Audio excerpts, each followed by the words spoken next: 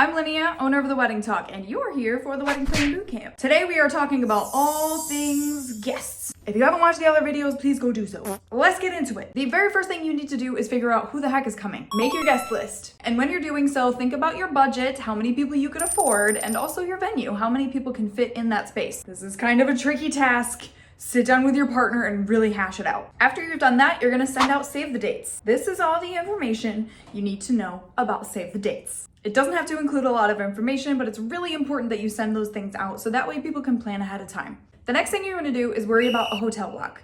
A hotel block is when you reserve a certain amount of rooms for your guests. Because you're bringing so many guests to a hotel, they usually give you a discount. You can get this scheduled anywhere from 3 to 12 months, but the earlier the better. I'd suggest as soon as you find your venue and you know about how many guests you're going to have, get calling hotels. Google the hotels in the area and give them a call. Do they do blocks? Do they have your date available? How many rooms can you reserve? What's the pricing? Do they have an online code for people to put in? What are their policies if you don't reserve all the rooms? And what is the cutoff time for them to reserve? Most of the time it's going to be 30 to 60 days prior to your wedding. It is so important that you ask about the cancellation policy and if you don't fill all those rooms, because you don't want to end up in a situation where you have to pay for them all. 2 other little pro tips. Check and see if there's going to be any local events going on in the area, and see if they have a transportation or a shuttle service. Sometimes you can take advantage of that or negotiate that in with your contract. If the hotel takes care of transportation for your guests to get to your venue, that's awesome. The next thing you're going to do is if your guests or family members or bridal party need to do any extra events during the wedding time, we are gonna prepare them. This can be the traditional dances between father-daughter or mother-son. It could mean the toasts that you're going to have people do during dinner, or if you want someone to make a poem during the ceremony. All these kinds of things, you want to prepare people a couple months in advance in case they need to practice a couple dance classes, or they don't know how to make a toast and they need a couple weeks to figure that out. It's always a good idea to give people more time. The next thing we're gonna do is a registry. A registry is a gift list that you make about 4 to 6 months prior to your wedding. Maybe you're moving into a new home together and you need kitchen appliances, or maybe you have a business together and you need business items. You can do a universal registry, which is different stores all over the place, or you can pick just one store. It's completely up to you. I just advise not adding too much on there so that way it doesn't overwhelm the guests. Do put a price variety on the gifts though. It's a good idea to put those low budget items and those high ticket items, because you really have no idea what the guests are going to want to pick.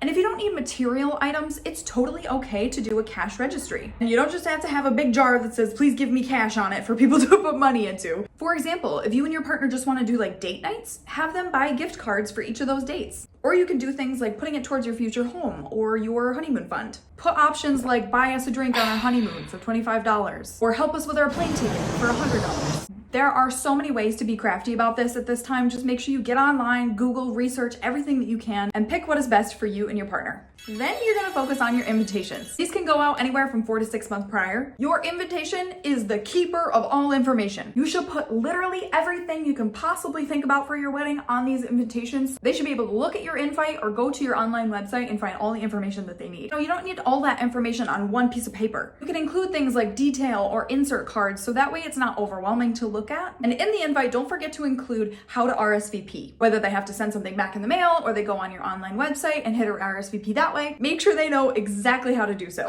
In the invite, you can also do things like have them suggest a song request, have them pick out their menu options, tell them a dress code, give them parking details, literally anything. Picking out your invitations can be really fun too. They can really match the aesthetic of your wedding. Think of your wedding as the movie and the invitation's kind of like the trailer. There are so many fun ways to do your invitations, and also now with the blend of going online versus just doing all things paper, it's just a really good idea to sit down with your partner and pick what's best for you. Pro tip though, have them RSVP 2 weeks before you really need them to RSVP. That way you give them a little bit of time in case they forget, which they will. After the invites, we're gonna focus on the seating chart. Even if you have a small wedding, it is a really good idea to do a seating chart. It just makes things so much more efficient when they're going to find their seats, when they have to be called for food or just plating in general. And that way nobody feels like an awkward middle schooler in the cafeteria trying to figure out where they need to sit. It's also a really fun way to decorate your wedding with the seating chart. There are so many options of how you could do that. So get on Pinterest, scroll the different ideas, and have fun with that. Also, don't stress out about this too much. Realistically, they will only be sitting there for like 30 minutes to eat their dinner, and they're free to leave and go wherever they want. If somebody has a problem with the person that they're sitting with, they can deal with it for 30 minutes. And if they can't, stick your wedding planner on them. The last thing really is gifts or letters that you're gonna do for either the guests, the family members, or your bridal party. Do you wanna do any special gifts for anybody? People give bridesmaids or groomsmen gifts, write letters to their parents, or give them a parent gift. Sometimes people provide a welcome gift to their guests when they come into the hotel. Those are just a couple options. None of those things are absolutely required to do. They're just a nice thing if you want to. I suggest looking for these things 1 to 3 months prior to the wedding, so that way it's not stressful and coming down to the last minute. Especially if you plan on writing letters to people, those things can take way longer than you anticipate.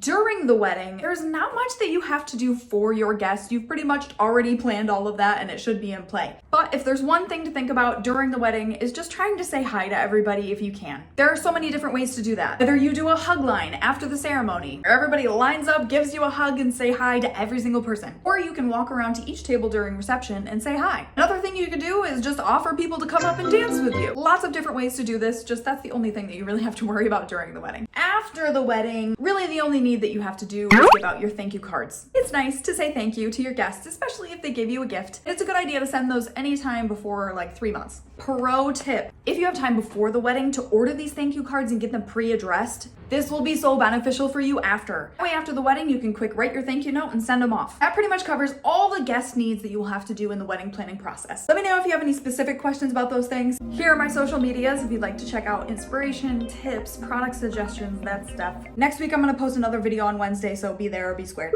And as always, happy planning!